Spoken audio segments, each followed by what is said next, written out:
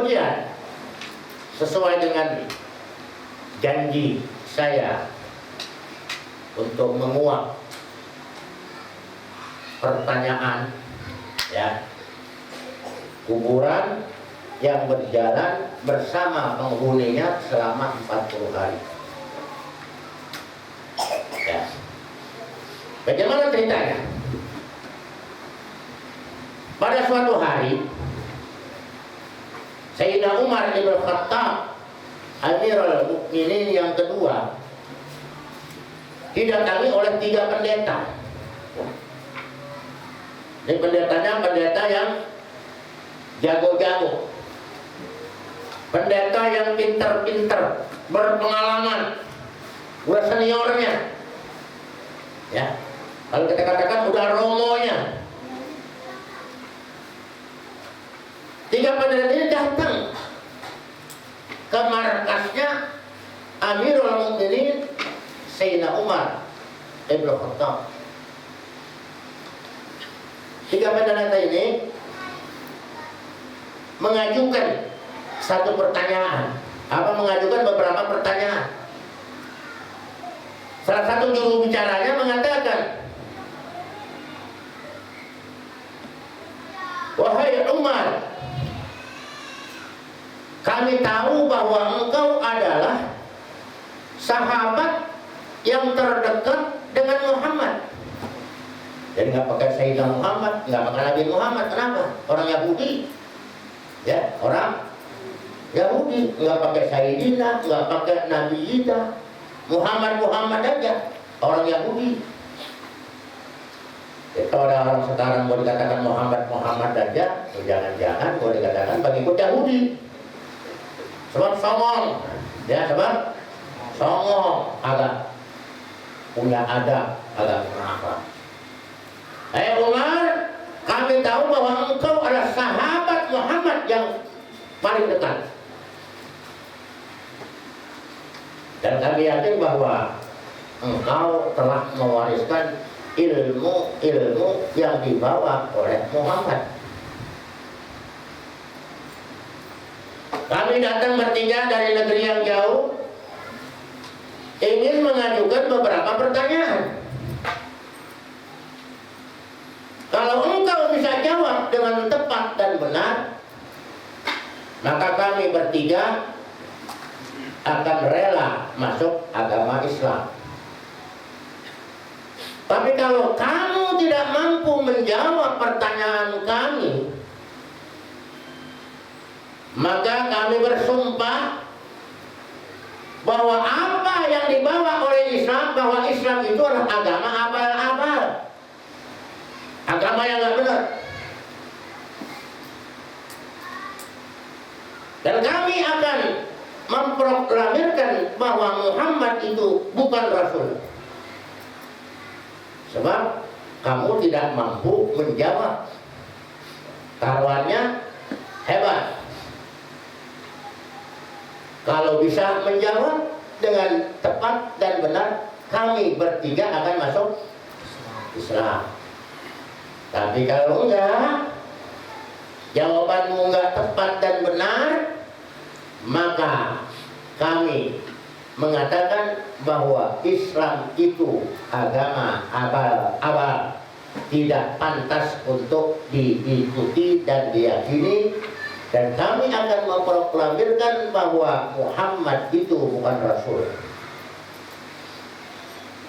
Umar ketar-ketir juga, ya. Ini pasti pertanyaannya sangat menjebak. Taruhannya begitu besar. Kenapa? Kalau sampai Islam dikatakan abal-abal, berarti ayat yang mengatakan al-yauma akmaltu lakum dinakum wa atmamtu alaikum ni'mati wa raditu lakumul Islam madina, ini semua orang sudah tidak akan percaya kepada kebenaran Islam dan tidak akan percaya dengan apa yang disampaikan oleh baginda Nabi Sallallahu Alaihi Wasallam. Ketar-ketir juga, ya, ketar-ketir juga. Wah, kalau begini caranya, satu-satunya sahabat yang bisa diandalkan untuk menjadi lawan tanding tiga pendeta ini tidak lain kecuali hanya Ali bin Abi Thalib. Kenapa? Sebab Sayyidina Ali ini sahabat yang paling muda, tapi sangat dibanggakan oleh Nabi, sampai Nabi mengatakan ana madinatul ilmi wa aliyun babuha.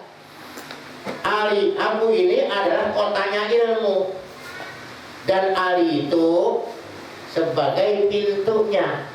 Orang mau masuk kota pasti lewat pintu. Sebelum berhadapan dengan Rasulullah, berhadapan dulu dengan Sayyidina Ali. Maka Salman cepat-cepat, Sayyidina Umar sebelum Khattab cepat-cepat memerintahkan kepada Salman Al-Farisi, hei Salman, cepat engkau pergi kepada Ali, katakan ini tantangan begitu berat taruhannya demi keagungan Islam. Pada saat itu antara Sayyidina Ali dengan Sayyidina Umar hubungannya lagi gak sehat. Ya biasalah teman-teman. Ya kadang-kadang hubungannya suka nggak sehat. Apakah ada kekecewaan apa, ada apa segala macam, ada selisih apa. Yang penting hubungannya saat itu lagi nggak sehat. Salman Al-Farisi cepat-cepat kepada Sayyidina Ali. Hei Ali, tolong teman kita Umar. Ada apa? Umar didatangi 3 pendeta, akan mengajukan beberapa pertanyaan yang pasti sangat menjebak. Kenapa? Taruhannya berat, resikonya besar. Baiklah kalau begitu. Semua kemarahan, semua kekesalan, silang sengketa yang terjadi antara Sayyidina Ali dan Sayyidina Umar semua disingkirkan. Demi apa? Demi Islam. Kalau kita kan kagak, hadapin aja sendiri. Yang datangin kan dia, hadapin aja sendiri, kenapa mau bawa gua? Akhirnya kan butuh juga sama gua. Kalau kita kadang-kadang begitu kan, akhirnya butuh juga sama gua.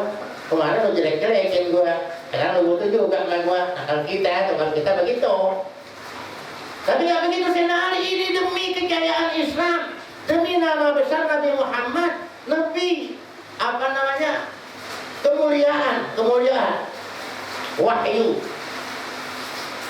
yang diturunkan oleh Allah kepada Nabi kita Muhammad Sallallahu Alaihi Wasallam. Ya, datang menghadap. Jadi 3 pendeta ini sangat cengir, nggak karuan, ya bocah masih muda banget begini. Yang tua aja nyerah, apalagi yang muda. Nih, lihat penampilannya masih muda, ya masih muda. Kalau berantem mungkin tidak beli, kenapa? Tenaganya masih kuat. Ini pertanyaan bukan pertanyaan abal-abal ini, mau tahu taruhannya besar, ya. Dan Ali dengan lantang bertanya, wahai para pendeta, apa maksud kedatangan kalian datang ke tempat kami ini, ke markas kami ini? Apa tujuan kalian semuanya? Begini, wahai anak muda, kami datang dari tempat yang jauh membawa misi untuk menguji tokoh-tokoh Islam mampukah menjawab pertanyaan kami. Oh, silakan nanya semau kalian, aku siap menjawab. Aku akan mengajukan 6 pertanyaan. Ya, silakan tanya aja. Yang pertama, kapan saatnya pintu langit dibuka? Langit dan pintunya. Kapan saatnya pintu langit dibuka? Pertanyaan gampang atau pertanyaan susah? Yang kedua, pertanyaannya, kapan pula pintu langit ditutup?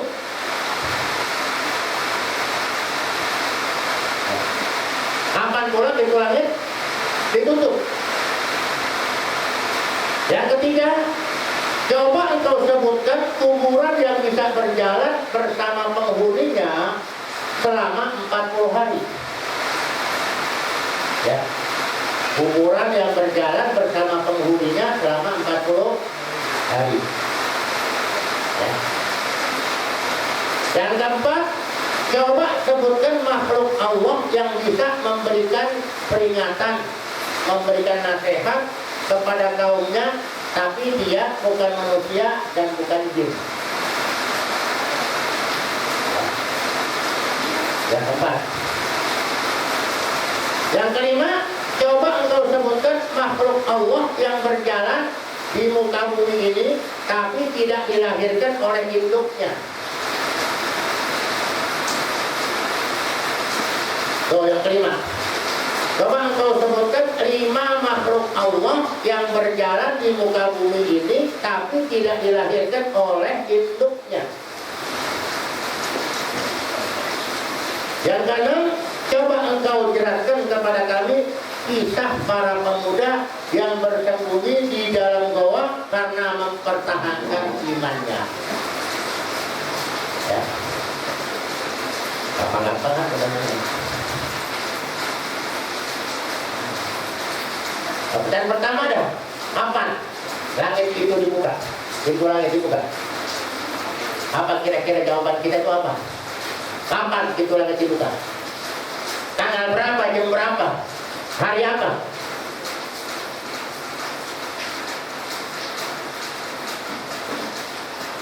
Tolongin jawab tuh, satu. Kapan tuh pintu langit dibuka? Kapan?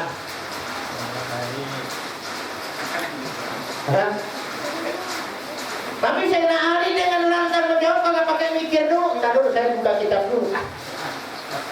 Entar dulu, saya merenung dulu, saya menjawab dulu sekian menit. Tapi Sayyidina Ali karena kecerdasannya, setiap ucapan dijawab langsung. Ali, kapan pintu langit dibuka? Sayyidina Ali langsung ceplos menjawab. Nggak pakai, taruh mikir-mikir dulu. Dalilnya apa? Enggak. Ketika kalian membaca la ilaha illallah, itu pintu langit langsung terbuka. Ya. Ketika manusia mengucapkan la ilaha illallah, pintu langit langsung terbuka.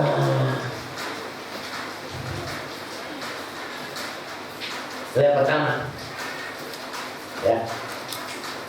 La ilaha illallah adalah kalimat tauhid. Ini bukan jawaban Sayyidina Ali. Sayyidina Ali cuma jawab la ilaha illallah. Bab nggak minta dijelasin, ya kan?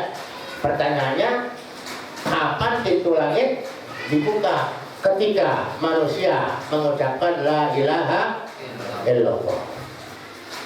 Ya. Penjelasannya, la ilaha illallah adalah kalimat tauhid.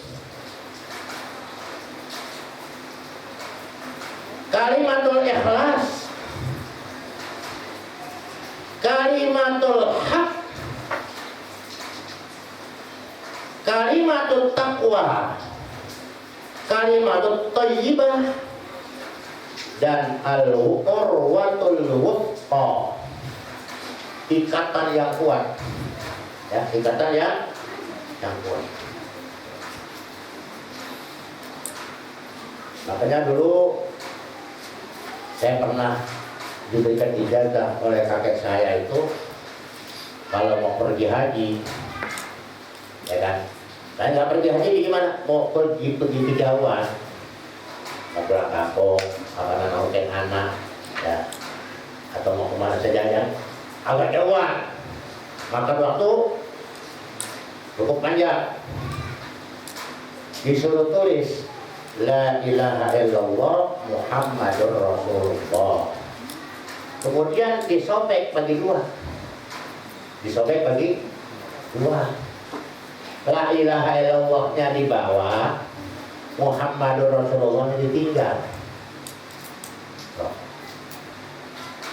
Jadi tulis la ilaha illallah Muhammadur Rasulullah, disobek tengah bagi dua. La ilaha illallahnya di bawah, apa ditaruh di koper, ya, jangan di dompet atas, jangan apa di kantongnya depan. Nah, sekarang pada bawa tas masing-masing taruh di tas. Yang Muhammadur Rasulullah tinggal di rumah. Kenapa? Sebab kalimat tauhid la ilaha illallah Muhammadur Rasulullah, karena dia merupakan ikatan yang kuat, tidak bisa dipisahkan antara la ilaha illallah dengan Muhammadur Rasulullah, supaya itu nyambung lagi, pulang lagi. Oh, taruh lagi bareng. Besok mau berangkat, bawa lagi satu ditinggalin. Ya. Ini satu ijazah ya. Berdasarkan mujarrabat, berdasarkan pengalaman uji coba. Jangan ditanya dalilnya mana. Ya. Sebab kita bukan orang-orang yang haus pada dalil. Orang-orang tua kita begitu sugestinya, apa kata gurunya begitu, diturutin. Manjur, itu namanya mujarrabat. Sesuatu yang udah diuji coba, udah mujarab. Kalau orang sakit, obatnya mujarab atau mujarrab, udah dicoba. Ya, udah dicoba tuh lagi Allah Muhammad Rasulullah. Jadi ketika orang mengucapkan la ilaha illallah, la ilaha illallah, itu pintu langit terbuka lebar.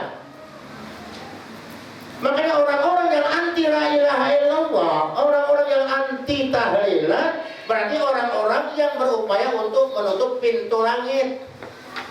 Artinya menutup pintu rahmat Allah. Ya. Maka semakin kuat keyakinan kita bahwa yang diajarkan oleh ulama-ulama kita untuk sering-sering mengucapkan la ilaha illallah ini tujuannya untuk membuka pintu langit. Ini la ilaha illallah yang dikatakan al-urwatul wuthqa, ya, dia tali yang sangat kuat.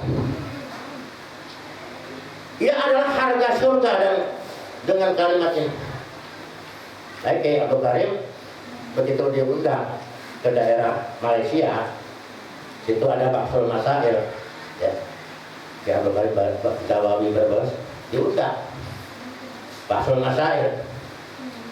Ini Baksul Masail ditanya, Pak Kiai, harga surga berapa duit? Harga surga berapa duit? Ada nggak di kitabnya harga surga berapa? Nggak ada. Kan daerah Malaysia itu kagak boleh ngerokok. Saya akan menjawab, tapi tolong siapin rokok. Ya, ya karena memang zamannya penasaran, beliin rokok. Harga surga adalah seharga la ilaha illallah.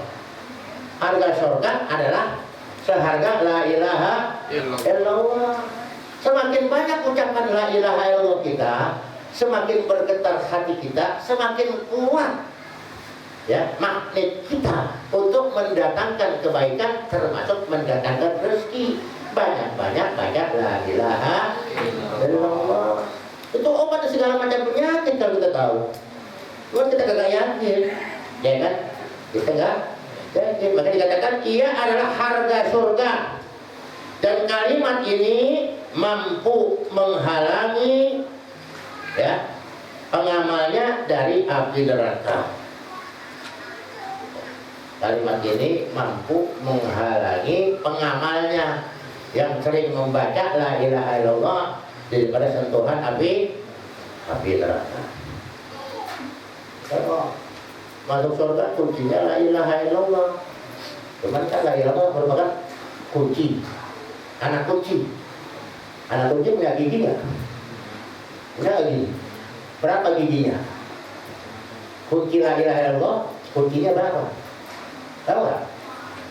Nah, ternyata ini anak kunci ada giginya. Ada nggak anak kunci yang losdong gitu? Ada. Ada pasti. Mau satu gigi, dua gigi, atau kadang-kadang tuh banyak begitu. Walaupun bentuknya sama, masukin, agak bakal muat. Ya, kecuali memang dia punya ininya udah janda bolong, udah bakal dikorek pakai letter T. Oh, artinya kunci mana aja bisa masuk, masuk, kantongin lagi. Jadi nggak pakai kunci nggak bisa masuk sebab motornya udah jadi janda bolong. Artinya apa? Ya mau dikatakan ada kuncinya, tapi kuncinya sembarang aja, pakai obeng jadi, pakai apa jadi, yang penting bisa kecolek. Itu namanya lubang kuncinya udah jadi janda bolong, jadi apa aja bisa masuk.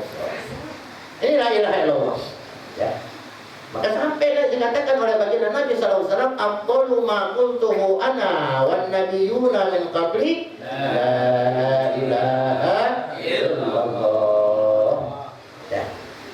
Ucapan yang paling utama yang aku ucapkan dan apa yang diucapkan oleh para nabi sebelum aku adalah la ilaha illallah. Ya. Kemudian kalimat la ilaha illallah inilah yang akan membangkitkan pemiliknya di hari kiamat dalam keadaan wajahnya bersinar terang. Ya, sekarang boleh hitam muka bapak ibu, ya, boleh ditambal pakai bedak biar kelihatan putih. Tapi kalau kena hujan luntur, gitu kan? Tapi dengan la ilaha illallah nanti di hari kiamat pemiliknya, pembacanya yang membaca la ilaha illallah dibangkitkan di hari kiamat, wajahnya sinar bersinar terang, lebih terang daripada sinarnya bulan purnama. Ya. Ialah yang menyebabkan mendapat ridho Allah dan diizinkan untuk melihat wajah Allah. Jadi kalau umpama baca la ilaha sedikit, ya lihat Allah cuma ngintip-ngintip doang gitu loh. Ya, kayak apa sih mengintip? Nah, kalau ngintip kan agak jelas. Tapi kalau orang-orang yang sering mengucapkan la ilaha illallah, melihat Allah itu betul-betul dalam keadaan yang jelas nampak. Tapi jangan dibayangin sekarang seperti apa. Ya, jangan dibayangin seperti apa.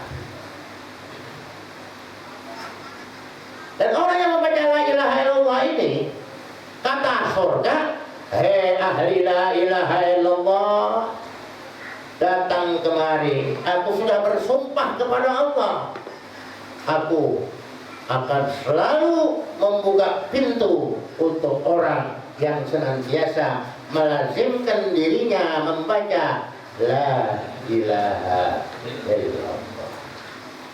Ya. Kata neraka, aku menolak, nggak nerima, pintu tertutup buat orang-orang yang melazimkan dirinya baca la ilaha illallah. Berarti hidup kita di dunia dan di akhirat selalu mendapatkan bimbingan Allah Subhanahu wa ta'ala. Ya. Qala Rasulullah sallallahu alaihi wasallam, laisa ala ahli la ilaha illallah wahsyatan fi kuburihim wala fi mahsyarihim. Kata Nabi, tidak akan merasakan huru-hara kedahsyatan di dalam kubur mereka dan di saat mahsyar mereka bagi orang yang mengucapkan atau sering melazimkan membaca la ilaha illallah. Ya. Kata Nabi, aku tidak lihat nanti di hari kiamat di padang mahsyar ketika orang-orang dibangkitkan dari dalam kubur, dan aku tidak melihat ahli la ilaha illallah pakaiannya kotor. Ini kuburan yang bisa berjalan bersama penghuninya 40 kali